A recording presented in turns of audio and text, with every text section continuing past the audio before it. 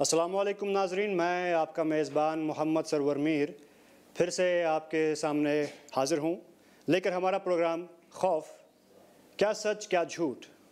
اس programme کے پہلے episode میں ہم نے ذکر کیا تھا خوف کے بارے میں، اس کے بارے میں کافی سوالات آپ لوگوں نے بھیجے تھے اور ہم نے ان کا جواب دیا۔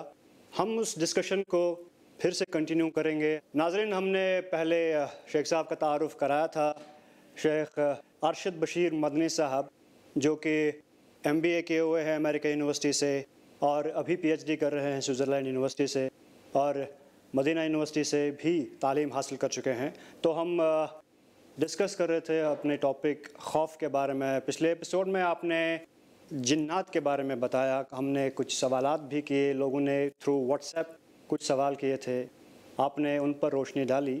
ہمارے پاس کئی سارے ایسے اور سوالات ہیں جو ہم آپ کے سامنے رکھیں گے انشاءاللہ۔ ہمیں امید ہے کہ آپ ان کا جواب دیں گے۔ تو سوال جو ہمارے پاس اس وقت ہے اسی ٹاپک سے ریلیٹڈ، وجہ تسمیہ جنات کے بارے میں۔ جن کی وجہ تسمیہ دراصل یہ عربک ورڈ ہے، جیسے ہم کہتے ہیں جنہ یا جنو، جنون کے معنی میں، یا جنہ کے معنی میں، جنن، جنتن، یہ سارے ورڈ ہم کو عربی میں ملتے ہیں۔ جب ہم ڈکشنریز میں پڑھتے ہیں تو اس کا معنی آتا ہے چھپنا، کسی نظروں سے اوجھل ہونا۔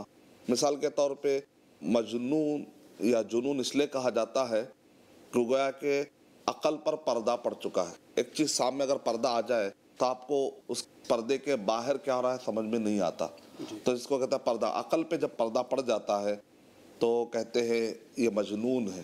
اور اسی طریقے سے اجنہ قرآن مجید میں ورڈ آیا ہے، یعنی مطلب ہے کہ رحم مادر میں پائے جانے والے بچے کو جنین کا ہمیں لفظ ملتا ہے، کلمہ ملتا ہے عربی زبان میں، کیونکہ وہ ہمارے سادہ نگاہوں سے نظر نہیں آتا بچہ، لیکن معلوم ہوتا ہے کہ کوئی بچہ ہے ادھر۔ تو اسی طریقے سے جنتن کہتے ہیں ڈھال کو، گویا کہ ڈھال آپ کی آڑ میں ہے، تلوار کا گھاؤ آپ کے ہاتھ کو نہیں لگے گا کیونکہ درمیان میں آڑ موجود ہے، رکانے والی چیز موجود ہے۔ اسی سے نکلا ہے یہ ورڈ جن، کیونکہ جن ہم کو ان کی اصلی شکل، ویسے تو جب شکل بدل لیتے ہیں، روپ دھار لیتے ہیں، اگر وہ کبھی وہ بچھو کی شکل میں، کبھی سانپ کی شکل میں، کبھی اڑتے ہوئے پرندوں کی شکل میں، یا اسی طریقے سے آوارہ قسم کے جن ہوتے ہیں جو کسی بھی شکل میں آتے ہیں تکلیف پہنچا کے چلے جاتے ہیں۔ یہ ساری شکلیں بدلنے کی اللہ نے ان کو ایک طاقت دی ہے۔ جیسے انسانوں میں الگ الگ صلاحیتیں ہوتی ہے، جنوں کو بھی اللہ تعالیٰ نے الگ الگ صلاحیتوں سے نوازا ہے۔ یہ الگ بات ہے کہ اس کا مس یوز کر کے وہ شرارت کرتے ہیں، تو ایسے وقت پر ہم کو کیا کرنا ہے وہی بتایا گیا قرآن مجید میں۔ تو ان کی جو اپنی اصلی شکلیں ہیں وہ ہم کو چونکہ سادہ انداز میں نظر نہیں آتی، اس لیے ان کو جن کہا گیا۔ سورہ اعراف سورہ نمبر 7 کے آیت نمبر 27 میں اللہ سبحانہ و تعالیٰ ارشاد فرما رہے ہیں، اِنَّهُ يَرَاكُمْ هُوَ وَقَبِيلُهُ مِنْ حَيْثُ لَا تَرَوْنَهُمْ، کہ وہ اور ان کے قبیلے کنبہ تم کو دیکھتے ہیں جہاں سے تم ان کو نہیں دیکھ پاتے۔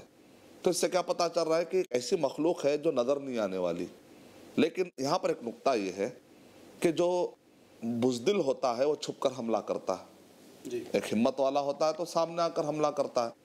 اور اللہ کا کلام ہمارے پاس الحمدللہ اللہ سبحانہ و تعالیٰ عرش پر ہے، اور اللہ سبحانہ و تعالیٰ کا علم ہر جگہ پر ہے۔ اللہ تعالیٰ نے اپنے کلام کو جو بھیجا ہے، اس کلام کے بارے میں اللہ تعالیٰ ارشاد فرما رہے ہیں سورہ حشر کے اندر، لو انزلنا هذا القرآن على جبل لرأيته خاشعا متصدعا من خشیۃ اللہ، کہ اگر ہم اس قرآن کو پہاڑ پر اتارتے تو پہاڑ کیا ہو جاتا؟ ریزہ ریزہ ہو جاتا۔ کا مطلب یہ نکلا کہ قرآن میں اتنا پاور ہے، اور وہ قرآن مجید ہمارے گھروں میں موجود ہے۔ اور یہ جو دشمن ہے نظر نہیں آنے والا ہے۔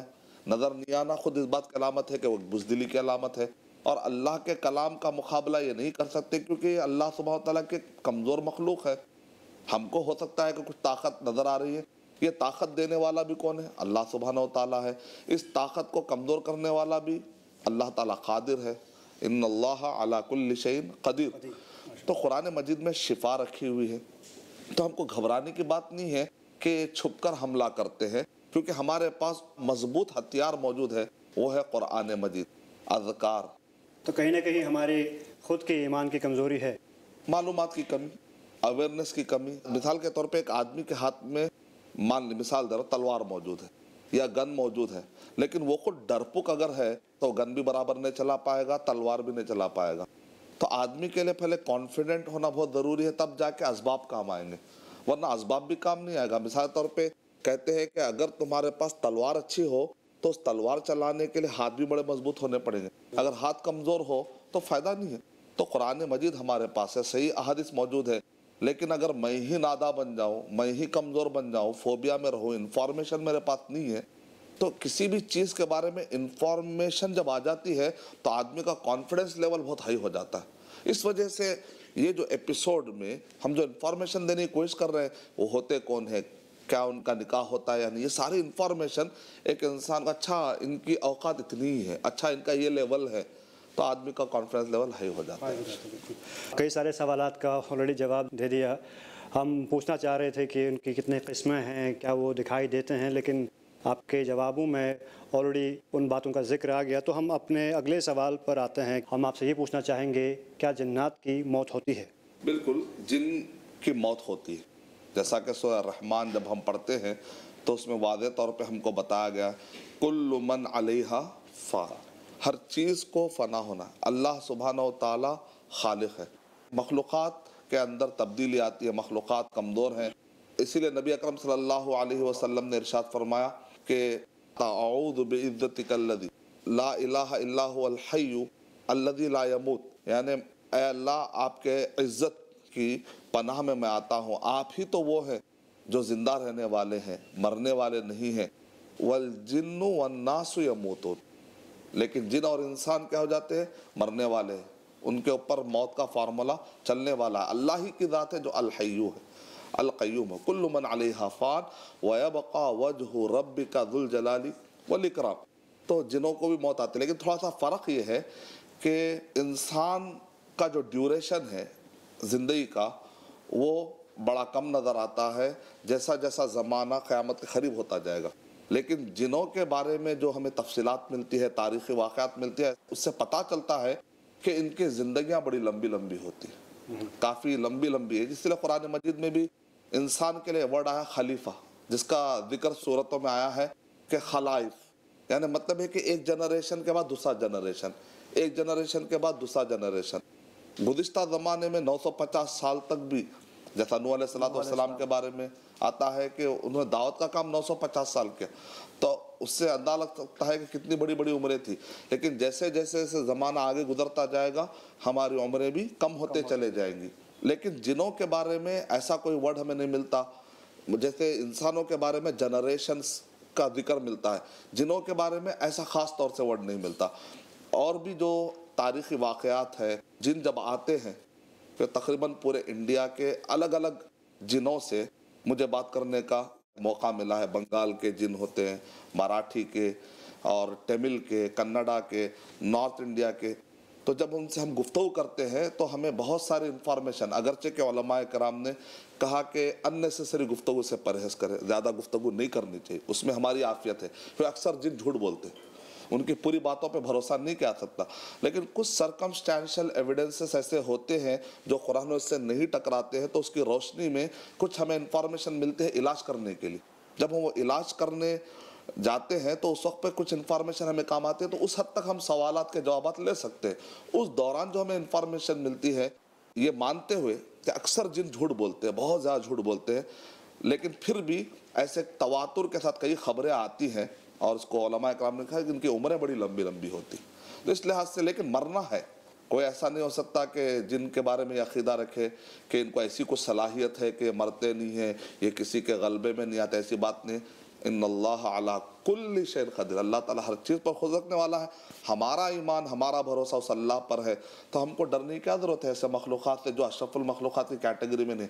ہم کو اللہ تعالیٰ نے خیر امت بنایا ہے، تو پھر ہم کو کسی بھی اعتبار سے انسان کو جو قرآن مجید کا ریڈر ہو، قرآن اس کو ایک ایسے اٹھان دیتا ہے کہ وہ احساس کمتری میں اس کے جانے کا سوال ہی نہیں اٹھتا۔ تو یہ فائدہ ہے قرآن مجید پڑھنے کا، یہ فائدہ ہے صحیح احادیث کو پڑھنے کا۔ اسی لیے ہم کہتے ہیں کہ اگر کسی بھی قسم کا فوبیا ہو، خوف ہو، قرآن اور صحیح حدیث میں آ جائے، انشاءاللہ اس میں شفا ہے ہمارے لیے۔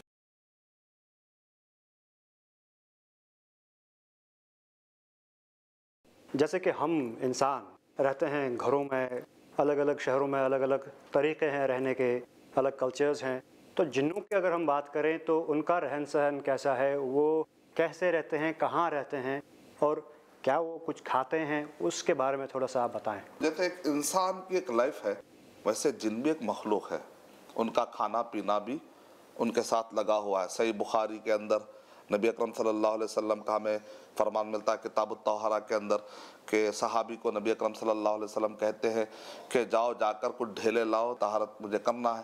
تو استنجا کرنے کے وقت پر نبی اکرم صلی اللہ علیہ وسلم نے کہا کہ ڈھیلے لاؤ لیکن تم ہڈی اور گوبر مت لاؤ، لید مت لاؤ۔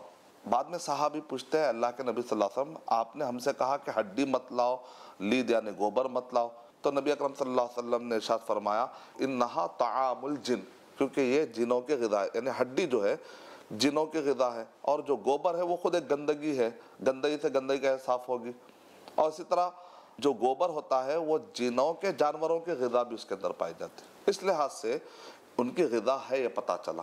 نبی اکرم صلی اللہ علیہ وسلم نے ارشاد فرمایا جب تم کھاؤ رائٹ ہینڈ استعمال کرو، سیدھا ہاتھ، کیوں؟ اس لیے کہ شیطان کھاتا اور پیتا ہے لیفٹ ہینڈ سے، اس سے پتہ چلا کہ وہ کھاتے اور پیتے بھی ہیں۔ اسی لیے نبی اکرم صلی اللہ علیہ وسلم نے ہم کو یہ بھی تاکید کی کہ جب تم گھر میں داخل ہو، یہ بھی صحیح مسلم کی روایت ہے، جب تم گھر میں داخل ہو تو بسم اللہ، اسی طرح کا السلام علیکم ورحمۃ اللہ وبرکاتہ، لیکن وہ حدیث شریف ضعیف ہے، بسم اللہ ولجنا و بسم اللہ خرجنا، یہ جو دعا پڑھتے ہم وہ ضعیف ہے، لیکن یہ صحیح ہے، آتھینٹک ہے، صحیح مسلم میں بسم اللہ کہہ کر داخل ہونے سے جن کہیں گے اپنے اپنے لوگوں کو چلو چلو اس گھر میں اب تمہارے لیے جگہ نہیں ہے، کیونکہ اس آدمی نے اللہ کا نام لے لیا۔ جہاں اللہ کا نام ہوتا، اللہ کا ذکر ہوتا ہے تو وہاں پر اشارات کرنے والے یہ سارے کے سارے ان سب کا صفایا ہو جاتا ہے۔ اس کا مطلب کیا نکلا؟ ان کو کھانا ملتا ہے اگر ہم بسم اللہ نہ کہیں۔ یہ سب دلائل ہیں جس پر علماء کرام نے جس کی بنیاد پر کہا۔ ایک مرتبہ ایک بچی آ رہی تھی، آ کر اچانک اس نے کھانے میں ہاتھ ڈالا تو نبی اکرم صلی اللہ علیہ وسلم نے ہاتھ پکڑ لیا۔ یہ بھی صحیح مسلم کی روایت کا واقعہ ہے۔ کہا کہ دیکھو شیطان اس بچی کو پکڑ کر لایا، کیونکہ بچی تو اب جلدی میں بسم اللہ نہیں کہے گی، نتیجے میں اس بچی کے ذریعے سے وہ کھانے کو اپنے لیے حلال کرنا چاہتا ہے، لہذا جب بھی تم کھاؤ تو بسم اللہ کہہ کر کھایا کرو۔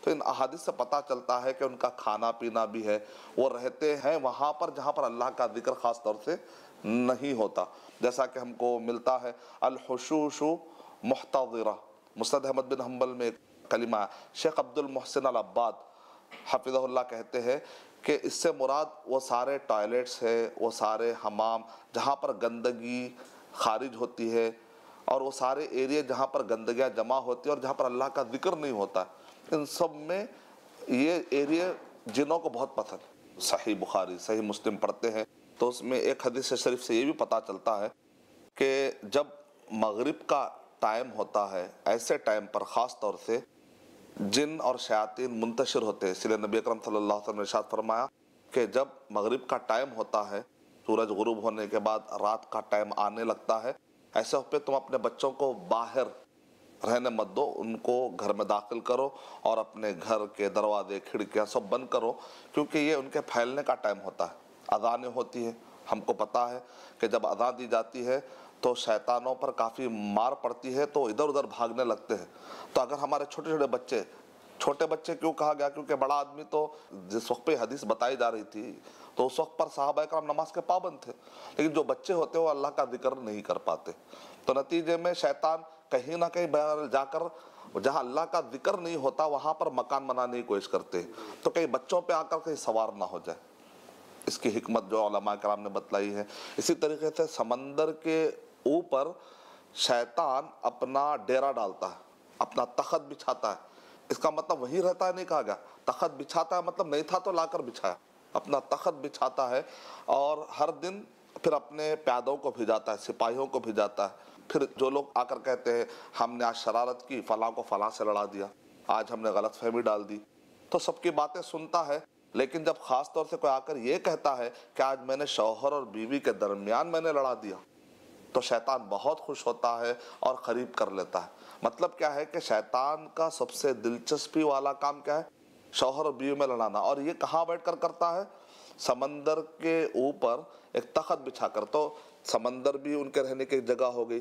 اسی لیے نبی اکرم صلی اللہ علیہ وسلم نے ارشاد فرمایا کہ کچھ جن ایسے ہیں جو مسلمان ہو چکے ہیں اور کبھی کبھی یہ جانوروں کی شکل میں تمہارے گھروں میں آ جاتے ہیں. خاص طور سے نبی اکرم صلی اللہ علیہ وسلم نے ہم کو مثال بھی دی. ترمذی شریف کی روایت ہے, چتکبرا یعنی وائٹ قسم کا جو سانپ ہوتا ہے گھر میں اگر آپ کو نظر آئے, اور طفیتین یعنی کہ اگر آپ اس پر غور کریں گے تو تھوڑا سا چمکتا ہوا وائٹ اور اوپر جو 2 لائن ہوتے ہیں, اس قسم کے سانپ کو مارنے میں جلدی نہیں کرنی چاہیے. کیوں؟ اس لیے کہ یہ جو سانپ ہوتے ہیں یہ دراصل جن ہیں جو اس شکل میں آتے ہیں. ان کو 3 مرتبہ وارننگ دو. جو جن ہوتے ہیں وہ اردو بھی سمجھتے ہیں, بعض جن عربی ہی سمجھتے ہیں, اس کا کچھ نہیں سمجھتے. ملیالم, کنڈا, الگ الگ جنوں سے ہماری بات کرنے کا جب موقع ملا تو ہم کو پتا چلا کہ ان کی زبانیں الگ الگ, جیسے ہم زبانیں بولتے ہیں وہ لوگ بھی الگ الگ زبانیں بولتے ہیں. تو ہم 3 مرتبہ وارننگ اپنی زبان میں بھی دے دیں گے. اگر وہ نیک جن ہو اور غلطی سے ہمارے گھر میں آ گئے ہوں تو ان کو جانے کا موقع ملے گا. 3 مرتبہ بولنے کے باوجود بھی اگر نہ جائے تو نبی اکرم صلی اللہ علیہ وسلم نے ارشاد فرمایا فَاقْتُلُوهُ فَإِنَّهُ شیطان, اب قتل کر دو, وہ جن نہیں ہے وہ شیطان ہے. اللہ بہتر جانتا ہے اس کا معنی کیا ہے, لیکن اب قتل کرنے کی اجازت ملی. تو اس سے پتہ چلا کہ کچھ آتے ہیں, کچھ ہوا میں اڑتے ہیں, کچھ آتے اور چلے جاتے ہیں, کچھ بچھو اور سانپ کی شکل میں رہتے ہیں, کچھ گندی جگہوں پہ رہتے ہیں, کچھ سمندر کی جگہ پر رہتے ہیں. تو اور بھی ہم آنے والے ایپیسوڈ میں بتائیں گے کہاں کہاں رہتے ہیں, اور بھی ڈیٹیل میں بتائیں گے. جزاک اللہ. شیخ صاحب, ہمارے ناظرین کو اس انفارمیشن سے کافی مدد ملی ہوگی, اور اس پروگرام کو آگے بڑھاتے ہوئے ہم اس میں واٹس ایپ میسیجز بھی شامل کرتے ہیں, جیسے کہ ہم نے پچھلے ایپیسوڈ میں آلریڈی کیا تھا. تو ناظرین, جو نمبر آپ اسکرین پہ دیکھ رہے ہیں, آپ اپنے میسیجز اس پہ بھیج سکتے ہیں, اپنے سوالات اس پر بھیج سکتے ہیں, اور ہم پوری کوشش کریں گے کہ آپ کے سوالوں کا جواب دے سکیں. تو شیخ صاحب, جو سوالات ہمارے پاس آ چکے ہیں ان میں سے پہلا سوال آپ کے سامنے. السلام علیکم ورحمۃ اللہ. میرا ایک سوال ہے. میں بمبئی سے بول رہا ہوں, خالد. ہمارے گھر کے باہر کسی نے صبح صبح اٹھ کے میں نے دیکھا تو کچھ چاول دال پڑا ہوا تھا. تو مجھے ایسا لگتا ہے جب سے کہ ہمارے گھر پہ کسی نے کچھ جادو ٹونا کر دیا ہے. اس کا کیا ہے, ذرا آپ مجھے بتائیے. السلام علیکم. وعلیکم السلام ورحمۃ اللہ وبرکاتہ. جنرلی ہمارے پاس وہم کی عادت بہت ہوتی ہے. باہر ہم نے دیکھا چاول گری ہوئی ہے, باہر ہم نے دیکھا کہ کچھ آٹے کے ٹوٹ کے ہیں, یا اس سے بنے ہوئے خاص قسم کے پرندے ہوتے ہیں, یا کوئی ایسی چیز جو انہونی ہوتی ہے, کبھی رائی گری ہوئی دیکھتے ہیں, تو بعض اوقات ہم جلدی فیصلہ کرتے ہیں. میں کہوں گا کہ ہم یہ بھی نہیں کہیں گے کہ اس کی کوئی حقیقت نہیں ہے, یہ بھی نہیں کہیں گے. ہم بیلنس بات کرنے کی کوشش کریں گے. نہ ہم یہ کہیں گے کہ ہاں یہی جن ہے, یہی جادو ہے, ایسا بھی نہیں. بعض اوقات تحقیق کرنے پر پتہ چلتا ہے کوئی آدمی وہاں سے گزرا تھا اور اس نے چاول ڈال دیا, کبھی ممکن ہے, پاسبلٹی ہے. تو ہم اس چیز کو اتنا ہی سیریس لیں. اس کے لیے کچھ سمٹم ہوتے ہیں. مثال کے طور پہ اگر مان لیجئے جادو ہے تو گھر میں ایک کو نے کم سے کم 7 لوگوں پہ بعض اوقات اثرات ہوتے ہیں. تو سمجھنے کے لیے سمٹم بھی ہے. جب ہم اس کا ممارسہ کرتے ہیں, اس فیلڈ میں جب ایکسپیرینس میں جاتے ہیں, ایک آدمی کو مسلسل ایک جگہ پر درد ہو رہا ہے, یا اس کے خواب میں پیلے سانپ یا کالے سانپ نظر آ رہے ہوں, یا کوئی مخصوص قسم کا عضو ہے وہ حرکت کر رہا ہو بغیر کسی سبب کے, اسکین کرتا ہے, رپورٹس نکالتے ہیں, ایکس رے لیتے ہیں, لیکن تب بھی ڈاکٹر کہتا ہے نارمل ہے, لیکن اس کو درد جاری ہے. یعنی ایسی چیزیں جو انیکسپیکٹڈ ہے, جس کو ہم کہتے ہیں کہ انہونی والی باتیں ہیں, سمجھ میں نہیں آ رہی ہیں, کچھ سمٹمز وہاں علامتیں ہوں, خواب بھی اس قسم کے آ رہے ہیں کہ آدمی پریشان ہو رہا ہے, یہ سارے اثرات دیکھنے کے بعد تب ایسے چیزوں کو آپ ایز اے کلو کے طور پر استعمال کرتے ہوئے, اچھا میں فلاں وقت پہ وہ دیکھا تھا, تو اسباب کے طور پر اپنائیں گے. جیسے کہتے ہیں مسبب تو اللہ سبحانہ و تعالیٰ, لیکن اسباب کو دیکھ کر, جیسے آپ دوائی کیوں لیتے ہیں, کیپسول کیوں لیتے ہیں, سب کو معلوم ہے ڈاکٹر اسباب میں سے ہے, آپریشن اسباب میں سے ہے, دوائی اور جتنے بھی ٹانک آپ پی رہے ہیں سب اسباب میں سے, لیکن اصل شفا دینے والا کون ہے, اللہ سبحانہ و تعالیٰ. تو اسباب کے طور پہ اگر آپ جاننے کی کوشش کرتے ہیں تب تو کوئی بری بات نہیں, لیکن آپ صرف وہم کی بنیاد پر, نہ کوئی سمٹم ہے, نہ کوئی وہاں پر شک کا مرحلہ ہے, خواہ مخواہ کے اس میں اپنے آپ کو الجھا کر پریشان نہ کریں. ہاں البتہ سمٹم اگر معلوم ہو جائے تو کیا کریں, اس پر جادو کے مستقل ہمارے ایپیسوڈ آنے والے ہیں, انشاءاللہ ہم اس میں بھائی کو ڈیٹیل میں بتائیں گے. ہم اگلا سوال لیں گے, لیکن ہمارے پاس تھوڑا وقت کم بچا ہوا ہے, لیکن ایک میسج بالکل. السلام علیکم, میرا نام انصاری محمد آصف ہے, میں بمبئی سے ہوں. سر مجھے ایک سوال کرنا تھا. میں اپنے گاؤں سے جاتا تھا، راستے میں ایک گھر پڑتا تھا، وہاں سے آوازیں آتی تھی اور بہت ساری آوازیں آتی تھی. لوگوں کا کہنا تھا وہاں بھوت ہے، آتمائیں ہیں. کیا یہ سچ ہے؟ جی، عام طور پہ دیکھا جاتا ہے جو پرانے مکانات ہوتے ہیں وہاں پر لوگ جاتے نہیں ہیں کیونکہ اس میں شاید بھوت ہے، جن ہے. اس کی کیا حقیقت ہے؟ ہانٹیڈ ہاؤس کا کانسیپٹ آ جاتا ہے. ویسے تو آج کی سائنس اس بات کا انکار نہیں کرتی، جس کو کہتے ہیں فلائنگ آبجیکٹیوز، یعنی کچھ ایسے ہیں جس کو وہ لوگ کہتے ہیں کہ نظر نہیں آنے والے، invisible, IFO، invisible flying objective انہوں نے نام دے رکھا ہے. یعنی کچھ چیزیں ہیں، کچھ ایسے گھر ہیں جہاں سے آوازیں آتی، کچھ ہو رہا ہے لیکن پتہ نہیں کر پا رہے کہ کیا ہو رہا ہے. تو وہ لوگ کہتے ہیں کہ یہ انویزیبل فلائنگ آبجیکٹیو نام دے کر انہوں نے رکھا ہے، یا اس کو ایلین کہہ کے چھوڑ دیتے. تو یہ امکان ہے کہ کسی گھر میں جہاں پر اللہ کا ذکر نہیں ہوتا، کیونکہ جب گھر بند پڑا ہوتا ہے، اندھیرا ہوتا ہے، من شر غاسق اذا وقب، اور میں پناہ مانگتا ہوں اس اندھیرے سے جبکہ وہ چھاتا ہے، جہاں روشنی نہیں ہوتی، جہاں کنٹینیوس اندھیرا ہے، جہاں پر برسوں سے لاک پڑا ہوا ہے. تو وہاں پر کیا ہوتا ہے، اللہ کا چونکہ ذکر نہیں ہوتا، وہاں پر چونکہ جو ہے بہت دنوں سے وہاں پر روشنی نہیں ہے، تو ایسے وقت پر جن آ کر بسیرا کر لیتے ہیں. بعض اوقات بسیرا چھوٹا موٹا ہوتا ہے، اللہ کا ذکر کرنے کے بعد وہ وہاں سے بھاگ جاتے ہیں. لیکن بعض شریر قسم کے ہوتے ہیں، وہ آ کر وہاں پر پھنس جاتے ہیں. جب ان کو نکالنے کی کوشش کرتے ہیں تو ان کو تصور آتا ہے کہ اب کو یہاں جو اچھا رہنے کا موقع مل رہا تھا، اب ہم کو پتہ نہیں کہاں جانا پڑے گا. نتیجے میں وہ لوگ آوازیں نکالتے ہیں انسان کو ڈرانے کی کوشش کرتے. لیکن یہ زمین پر انسان کا زیادہ حق ہے یا جن کا؟